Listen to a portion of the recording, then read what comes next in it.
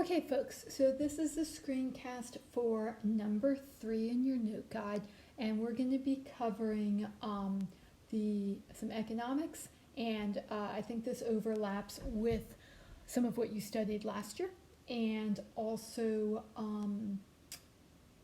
we'll go into some big ideas on economics and the Great Depression. All right, so go ahead and have your note guide open. We're going to be doing number 3.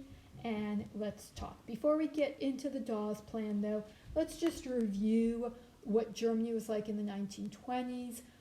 Remember, we talked about how they had this crazy bad inflation because they were printing money, but they weren't producing goods, and they needed to pay all this money back for reparations. So they did keep increasing their money supply. People could get cash, but it's just that cash was worthless. It wasn't able to buy them anything. As you can see here, it was really more useful as a source of fuel or as something else. It wasn't, the paper it was written on was more important than the denomination. Enter the Dawes Plan. So the Dawes Plan was created by the United States, by bankers in the United States, with the idea of helping Germany and helping themselves, as bankers always do. Bankers will always be in it to make a profit. So the idea was that the U.S., specifically U.S. banks, lent money to Germany. It totaled billions of dollars, and Germany used this money from American banks to repay France and Britain. And then France and Britain used that money to repay the United States money it had borrowed during the war. So why would the bankers do this? What's in it for them?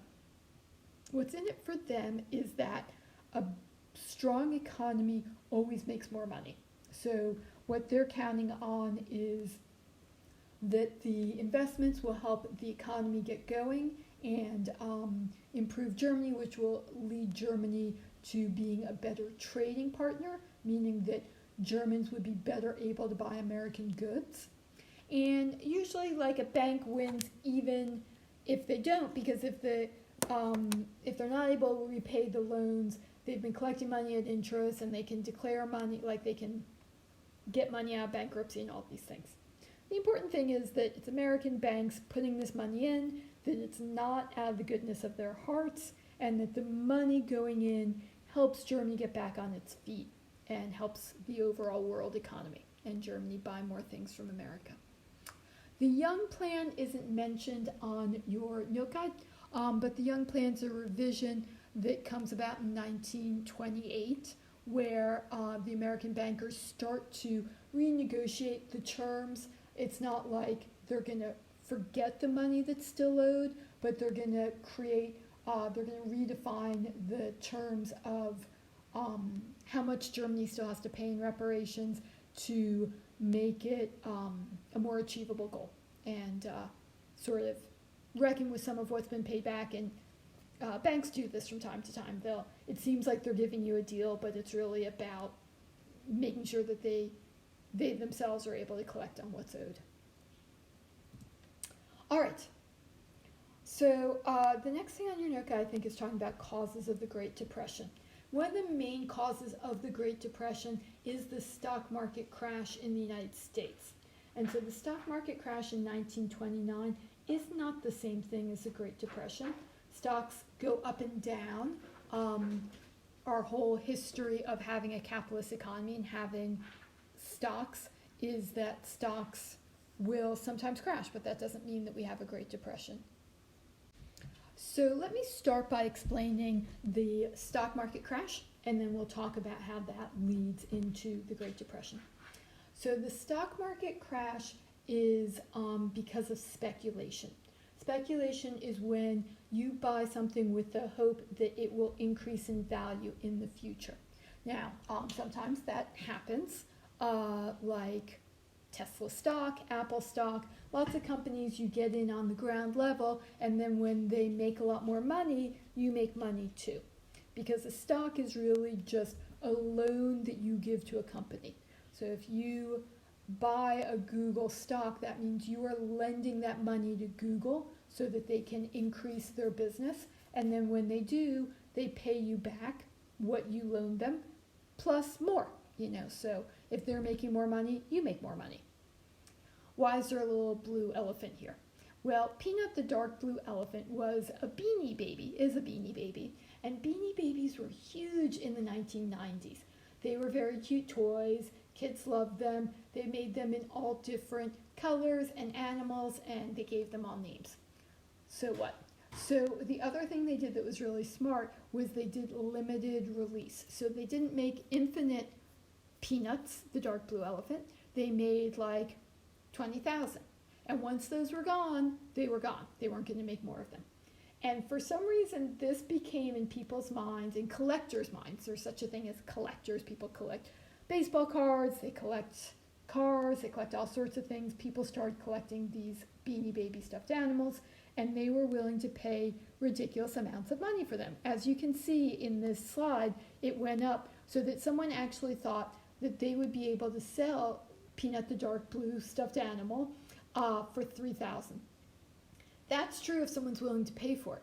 But as soon as someone's not willing to pay for it, that value goes away. There's nothing about that dark blue elephant that's worth $3,000 unless someone's willing to pay for it. When someone's asking so much more than it actually seems to be worth, that's known as a bubble. And so if you had bought Peanut in 1993, you were happy. If you had bought Peanut in 1998 for $1,200, and then you didn't sell him until 2005, and now the value is actually back down to just $100, well, that's a bummer. Like when you're speculating, you want to buy low, sell high, and make lots of money. I included this NFT just because it's like in the news now, and this is our latest bubble. So people will say, no, like it's not a bubble. Bitcoin's not a bubble. It's just going to keep going up in value. Everything is not a bubble until the bubble bursts. And then it's like, oh, turns out it was never really that good an investment. All right. And that is the case with the stock market in 1929. People just kept getting invested in stocks. And stocks can make money over 10, 20 years. They almost always make money over that amount of time, unless the business goes out of business completely. But if you're in stocks for just the short term, it's very easy to lose money. And if you're in stocks for the short term with money you don't have, then you're in trouble. Stocks is a rich person's game. First you pay your health insurance, you pay your utilities, you pay for food, you pay your rent, and then if you have any money left over at the end, you can put it in stocks because you're basically just gambling. The problem in 1929 was it wasn't just rich people in the American stock market. All of a sudden, people were borrowing money to get into the stock market and not paying their rent and their utilities, electricity, food, all of that, car payment, before they bought stocks. They bought stocks so that they could pay their rent. And that is never a good idea because stocks are gambling. Stocks are always gambling. And the only thing that's different between stocks and gambling is if you leave it in there for 20 or 30 years, you're probably okay. That doesn't work when you're gambling. You can't just leave something in for a while. But when the stock market starts to go down, everyone withdraws at the same time, and that creates a crash. So, little lesson on speculation, and now let's get into the broader causes. The stock market crashes. That also triggers this worldwide depression because the Dawes plan gets set off like Europe's depending on us lending them money, but now our banks don't have money. So that's an issue. And the European nations can't pay off their debts. Well, let me not get to with you. Let me start at the beginning. Stock market crashes. Our banks need the money that they lent. European nations can't pay back the money. Our banks don't have any more money to lend. All of this is circling around and circling around. The Dawes plan doesn't cause the Great Depression, but it doesn't help things because when the stock market crashes, people go to get their money out of banks, which the banks don't have all the money because they never keep all of your money, they lend it out. That causes a problem. It ripples. Overproduction. When we're talking about consumers and we're talking about factories are great while they're making things you need. But what about when they make more than you need? Like Henry Ford was making a Model T car for every American. What about when every American already has a car? Well, does he just stop his factory and stop making cars? No, he needs to find more people to buy cars. So the problem with capitalism is you always need to be selling more things. You always need to be making and selling more things. If people no longer need to buy the things, then that's overproduction. And one way that companies deal with it today is that things break. So if you build a car to last for 10 years, you're not going to have a lot of sales about 5 years in because everyone's bought the car. What does Apple do? Apple builds phones that break. They either break or they go much slower, and so that's part of the plan. Like, once they've sold phones all around the world, chances are it's time for you to buy a new phone because your screen has broken or your memory's too slow. So that's all planned to try and not have overproduction. Nationalistic tariffs just make things worse. So when our economy starts to go badly, we impose tariffs to try and protect our businesses, which seems like it would be good because then people would just buy American instead of buying from Europe or Asia. But the problem is we want all of Americans to buy American goods, but we also want all Europeans to buy American goods. And when we put in tariffs, Americans buy American goods, but Europeans buy European goods because they respond and they put in their own tariffs. So the problem with the tariff always seems good on the surface, but once you take all your toys and go home and don't play, your trading partners do the same. And so they won't play with you either. So we have a depression. It spreads around the world because we're connected to the world through the Dawes Plan. Let me see if my little pen is working okay. So it spreads because of the Dawes Plan and because the tariffs disrupt trade.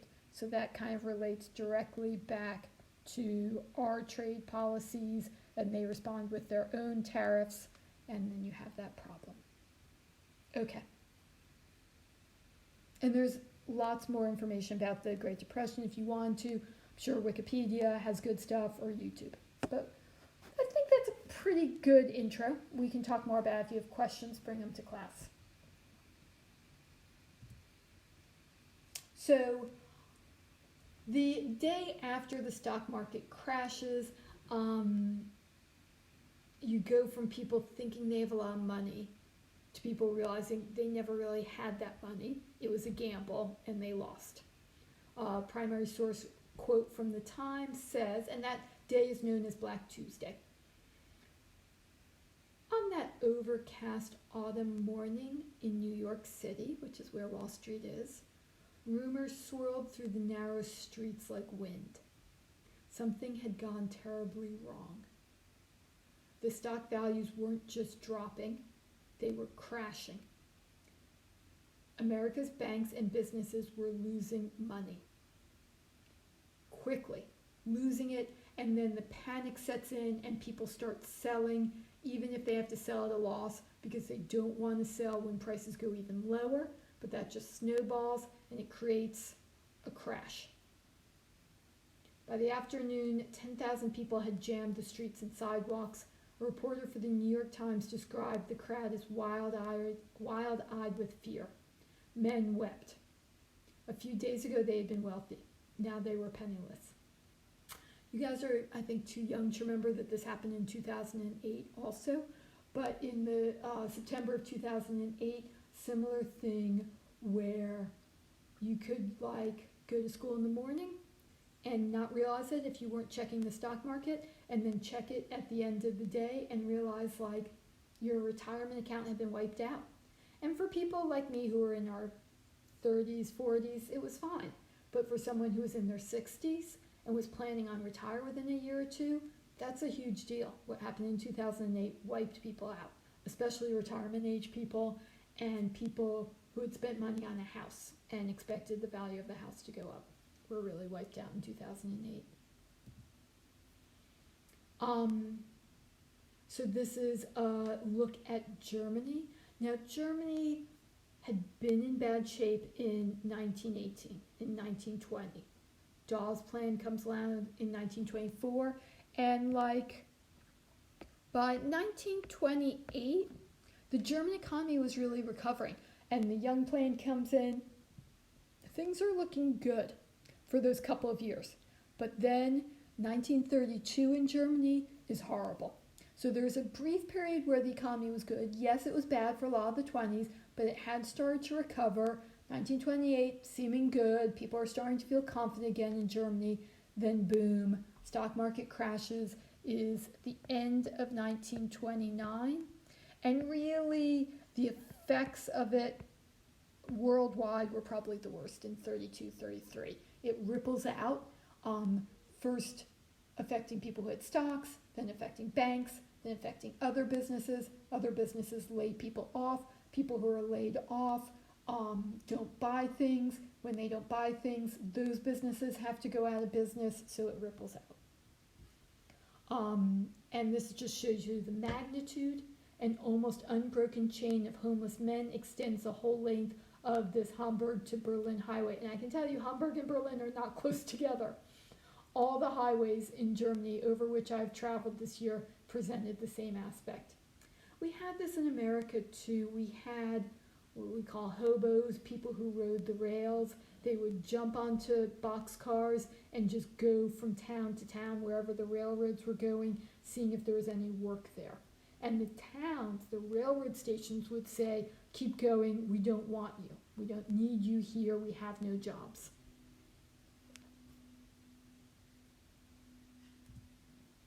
All right, so how did the European nations respond to this economic crisis? Now, traditionally, I would have you reading this as an assignment, but since this is a screencast, I figured I'd just keep it all within the screencast. It does make for a longer screencast, so I apologize for that. You can pause at any point and just read what's on the screen. All right, so John Maynard Keynes is a British man, and his ideas influence what's done in Great Britain and the US. Let's start with the column on the left explaining this. The Great Depression forced governments to modify the liberal economic ideas of Adam Smith and Jeremy Bentham that are known as laissez-faire. So what was a liberal economic idea in late 1700s, early 1800s, also known in the early 1900s or early 20th century as laissez-faire or free market, meaning what they said, what Smith and Bentham said was the government should not interfere with business. Remember, mercantilism, government runs business, government, everything is done for the benefit of the government making lots of money. Smith and Bentham respond and say, free people up, let people make the money, let business do what it wants, supply and demand, people will buy, people will sell, you'll have rich business people, and then you can tax the rich business people. So this idea becomes less popular in the Great Depression because frankly, the businesses need help from the government. They need a bailout from the government. And so in Great Britain, this economist Keynes comes up with the idea that governments must play a substantial role in planning and regulating the economy, meaning that they should limit or make rules on what businesses can do, and that they should help out with lending money to businesses. This is an idea that was used in Great Britain and US in response to the Great Depression, and also used in the US in 2008, 2009 as a response to the Great Recession, where the government bailed out banks, lent a lot of money to banks, and kept them afloat, basically. Oh, I know what I was going to say. They lent money to banks, and they set up new rules that banks had to follow. Okay, Now, you may pause the screencast and read this section on your own. If you prefer, you can listen to me read it out loud. So this is a secondary source from a history professor. The Depression had the most serious impact in Europe on people's thinking about economic matters. John Maynard Keynes argued that governments can and should manipulate capitalist economies. It's the exact opposite of free market. Free market says, leave it alone, government shouldn't get involved. And that when a government does this, it will run a deficit. That means that the government will spend more money than it has. And the reason why it's doing this is because it's spending its money to invest heavily in public works. What's a public work? A road, use a pen here. This is road, bridges, schools, stadiums, theaters. In the United States, artwork becomes a public work, photography, all of these things. So we have archives of the time period taken by photographers. We have dams built. We have national parks is another public work. All of these things that are available to anyone in the public. They're not owned privately. When the government invests in these public works, they're expensive. You have to pay for the supplies, the materials, as well as the labor.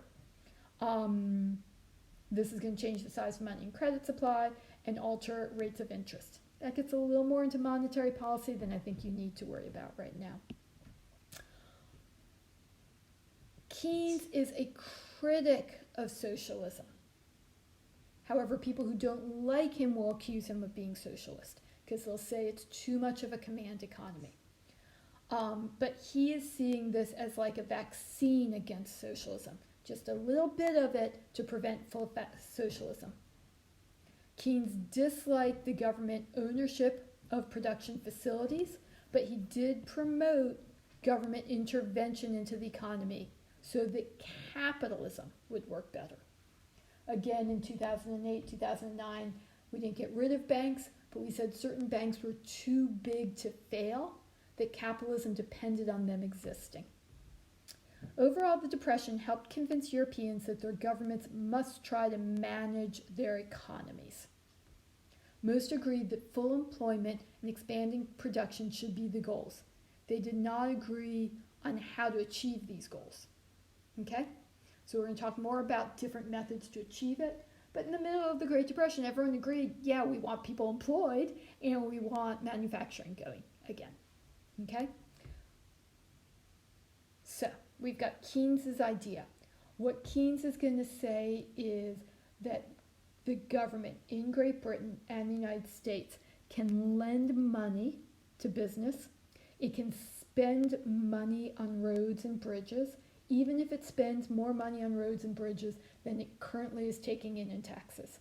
That's okay, because all of those people will be getting jobs, and those jobs will increase what they're buying, and the buying will create sales tax that will increase what the government has. And so you don't need to worry about spending more than you have, because you'll get it back once the economy gets going. Okay, France. I'm going to start on the left first. In France in 1934, socialists and communists, in part fearing the rise of fascism, drew together into the Popular Front. In 1936, under the leadership of Leon Blum, the Popular Front came to power, but even though they are communists, they do promise to maintain free press. They also promise to support labor unions, which fits with socialism and communism. However, they don't last long. They're only in power for 2 years. You see a trend here.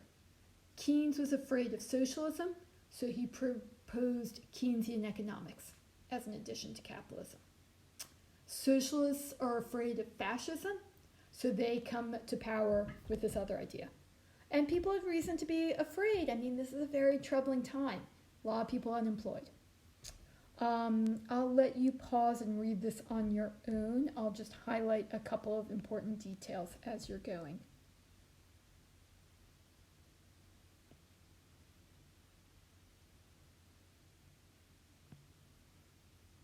So that's like unemployment insurance, which is very similar to what the United States does at this time under Keynesian economics.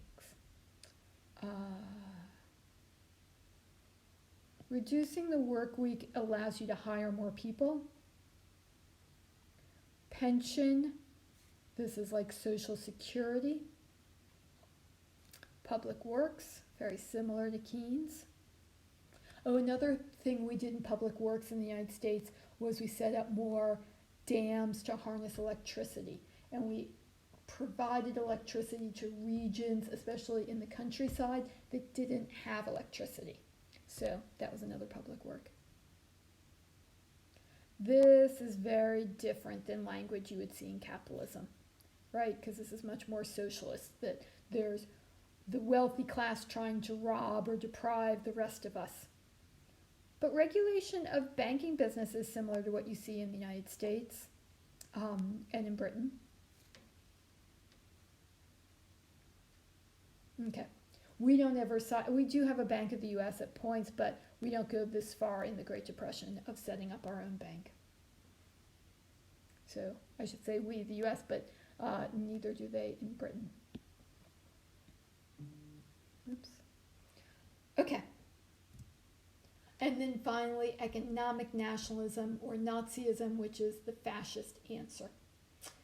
In your note guy says just Nazism in Germany, but this is the slide that corresponds to that.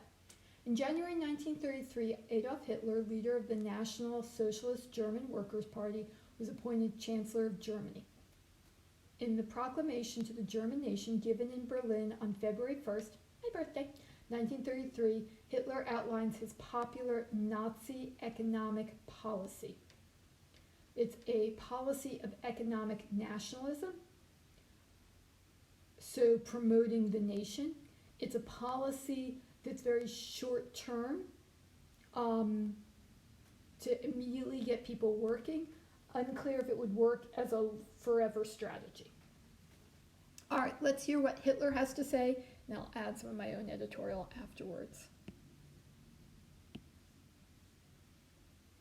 The national government intends to solve the problem of the reorganization of trade and commerce with 2 4-year plans. Well, that kind of sounds like Stalin with his 5-year plans. The German farmer must be rescued in order that the nation may be supplied with the necessities of life. That sounds like a command economy, prioritizing food so that everyone is eating. So like deciding what is the most important industry is an element of command economy. A concerted and all-embracing attack must be made on unemployment in order that the German working class be saved from ruin. So focusing on the working class, like communism. The national government will, with iron determination, put through the following plan. Within 4 years, the German peasant must be rescued from the quagmire, that's like quicksand, into which he has fallen. Within 4 years, unemployment must be finally overcome. The national government will pair this reorganizing business with a reorganization of the administrative or government systems of the Reich. The Reich is how the Reich is how the Germans refer to themselves. That's their government. This reorganization will give the national government the supreme power to solve the crisis. So this is giving more power to the national government. That's very fascist.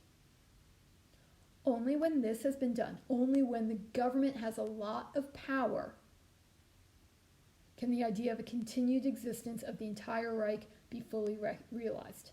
So he's saying you want a very strong central government. The Marxist parties, referring here to the parties that were involved in the Weimar Republic, which Hitler replaces when he's elected and he consolidates power into fascism. He is democratically elected, but then he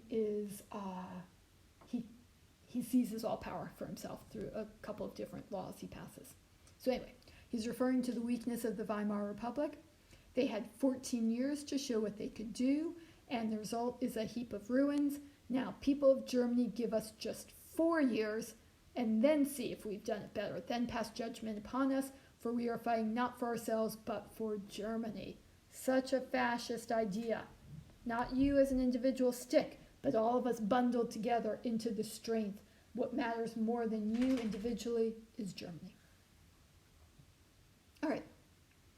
Specifics. Specifically, how does he do this? Not so much through public works, not so much through the roads and bridges. He rebuilds the military. So military buildup, which I know he's not supposed to do because of the Treaty of Versailles, but no one really stops him.